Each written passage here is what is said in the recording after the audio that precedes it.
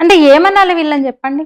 గడ్డి తిన్న తెలివా, దానా బుక్కిన తెలివా, పశుగ్రాసాన్ని నెమరేసిన తెలివా, గడ్డి సరిగా తింటలేవా? మరి ఇప్పుడు తెలివొస్తలేదా?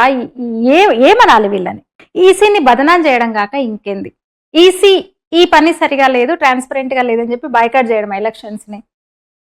నిజంగా పనికి మాలిన గడ్డి తిన్న మాటలే కదా ఇవైతే, చెత్త తిన్న మాటలే కదా ఇవైతే, ఊక బుక్కిన మాటలే కదా ఇవైతే, దానాను బొక్కిన మాటలే కదా ఇవన్నీ అయితే.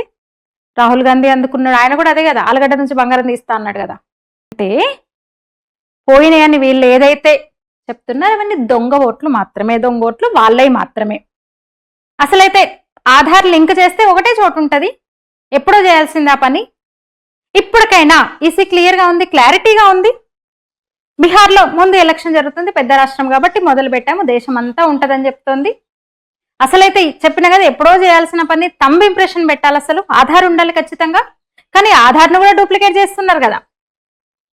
అందరికి ఆధార్ కార్డులు, పెద్ద నెట్వర్క్, వెస్ట్ బెంగాల్ నుంచి ఎంటర్ కాగానే మన దీది ఇలాకాలో మొదలైపోతుంది అనమాట వీళ్ళకి.